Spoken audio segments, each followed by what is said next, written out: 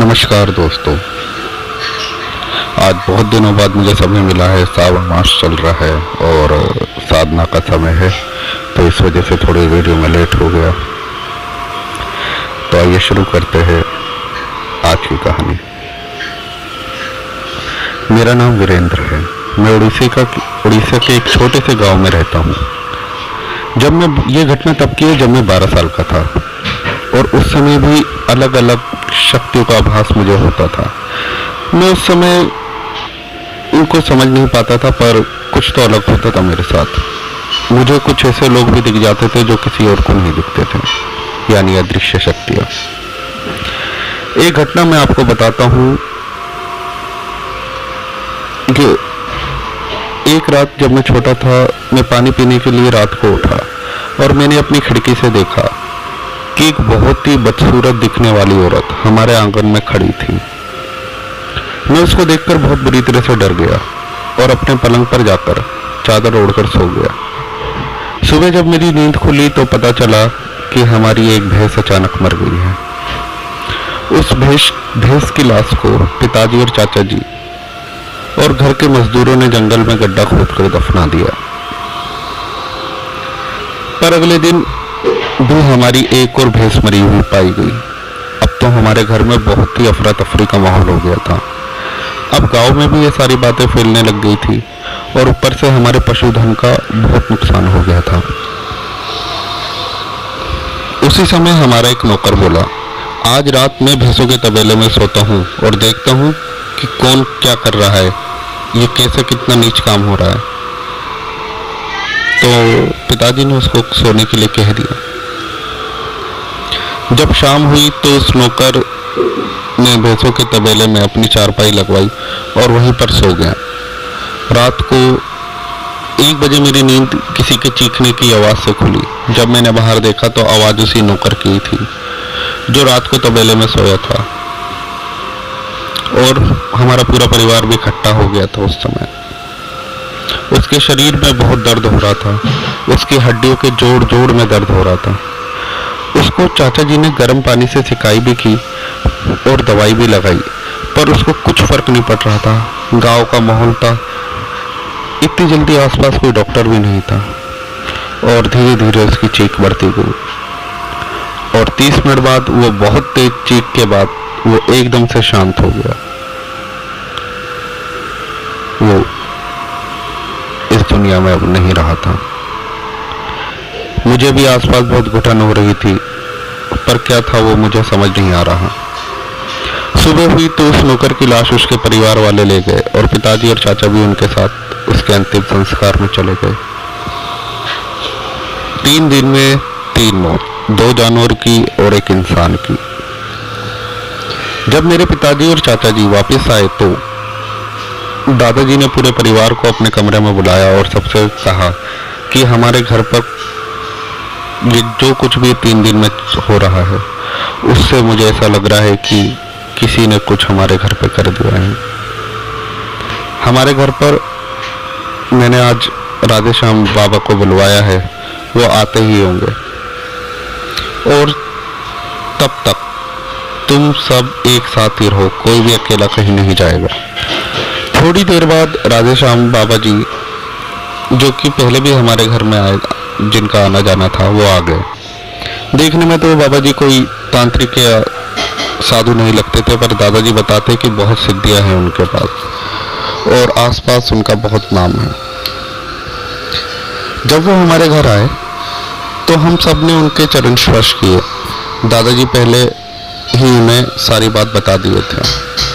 उसके बाद बाबा ने मुझे अपने पास बुलाया और दादाजी से कहा, इस लड़के के ऊपर हम माँ कामाख्या की हाजरात बुलाते हैं। तो दोस्तों, हाजरात मैं आपको बता दूं, वो एक ऐसी क्रिया होती है जिसमें कि 10-15 आयु के 1 साल के बच्चे को दिव्य दृष्टि दी जाती है, और वो आपकी इस तरह की प्रॉब्लम को देखता है और समझता है और दिव्य शक्ति से बात करके उसके रहस्य को और उसके उत्तर बताता है। उन्होंने कहा, हम कामाख्या माँ की हाजरत इस पे बुलाते हैं और इसके सारे रहस्य का पता चल जाएगा कि मात्रा क्या है। जिन लोगों को पता नहीं है, ये बहुत अचूकी विद्या है जो बच्चों के ऊपर दिखाई जाती है। और किसी का भी करा कराया जादू टोना हो या कोई प्रेत बाधा हो, पितृदोष हो, जो कुछ भी इस तरह के पारलौकिक शक्तियों से कोई भी इंसान ग्रसित हो तो इसको जरूर इससे इसका उत्तर मिलता है। मुझे एक लाल रंग के कपड़े पे बिठा दे और आंख बंद करने के लिए बोला और बाबा मंत्र पढ़ने लगे। कुछ देर बाद मुझे ऐसा लगा कि मेरी भुट्टी यानी आईब्रो के बीच में एक टेलीविजन स्क्रीन सी बन गई है। बहुत ही ज़्यादा प्रकाश था, बहुत ही ज़्यादा।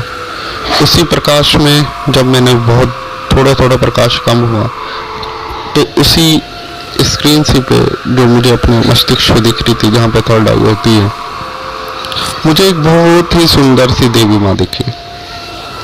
तो बाबा ने मुझे कहा उन्हें प्रणाम करने को। मैंने उन देवी को प्रणाम किया तो उन देवी ने भी मुझे आशीर्वाद दिया। फिर बाबा जी के पूछने पर देवी ने बताया कि इस घर पर तो किसी ने हाड़ मसानी छोड़ दी है, ये तुम्हारे जानवरों को मारने के लिए भेजी है और ये उसके बाद इंसानों को भी बलि लेती है। तुम्हारा नौकर इस काम जो वो काम करने आई थी उसमें मुश्किल खड़ा कर रहा था, इसलिए उसको भी इसने मार दिया। ये सब बातें सुनकर हमारे पूरे परिवार के तो होश ही उड़ गए। तब दादाजी ने राधेश्याम बाबा से इसका हल पूछा। राधेश्याम बाबा बोले कि इसका निवारण थोड़ा कठिन है पर असंभव नहीं है। ये जो हाड़ बसानी होती है ये किसी भी इंसान, वैसे तो ये मुख्यतः जानवरों के ऊपर छोड़ी जाती है किसी के पशुधन को नष्ट करने के लिए, लेकिन ये इंसान को भी काल का निवाला बना देती है। हाड़ मसानी किसी भी मनुष्य या पशु के जोड़ जोड़ में दर्द के करती है, जिसके कारण उसके दर्द की पीड़ा से ही मृत्यु हो जाती है। दादाजी बोले इसका क्या उपाय है? बाबा जी ये तो बहुत ही कष्ट में स्थिति है, आप हमें इससे निकालो। बाबा जी बोले हमें शमशान में जाकर इसका निवारण करना होगा और परिवार के जितने भी लोग हैं वे अपना थोड़ा थोड़ा रक्त एक कांच की शीशी में दे दो, जिससे मैं उस हाड़ मसानी को भेंट स्वरूप देकर शांत कर दूंगा, क्योंकि ये तुम सबकी बलि लेने आई है। हमारे चाचा जी के एक दोस्त की पैथोलॉजी सेंटर है, तो चाचा जी के ने उनको वहीं से बुला लिया और हम सब की खून को थोड़ा थोड़ा शीशी में भरवा दिया।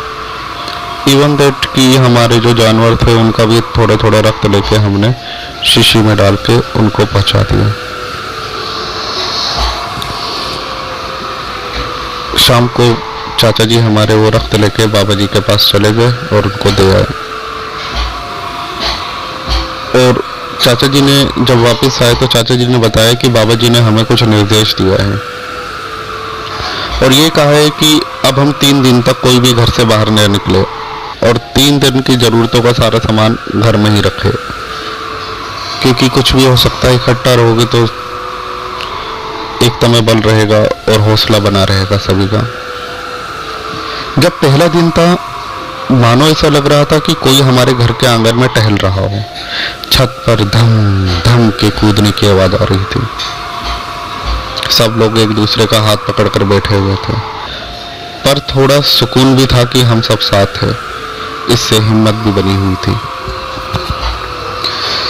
सभी कभी कभी कोई दरवाजा खटखटा रहा था, अलग अलग आवाजों में हमें पुकार रहा था। हमारे आस पड़ोस के लोगों का नाम ले लेकर वो जो भी शैतानी शक्ति थी हमें आवाजें लगा रही थी। ऐसा 3 दिन और रात चला। तीसरे दिन के बाद सब कुछ नॉर्मल हो गया और आज तक वो सब चीजें उस घर में अब नहीं हुई, पर मुझे आज भी वो अच्छी और बुरी आत्माएं दिखती हैं। आगे भी मैं अपना और भी अनुभव आपको भेजूंगा। उम्मीद करता हूँ ये छोटी सी कहानी आपको अच्छी लगी। बस यही थी मेरी कहानी। धन्यवाद। तो दोस्तों ये एक छोटी सी कहानी आपको कैसी लगी ज़रूर हमें बताना, और आप सब लोगों के भी जो भी अनुभव हो तंत्र से रिलेटेड, आध्यात्मिक शक्तियों से, साधनाओं से, भक्ति मार्ग से,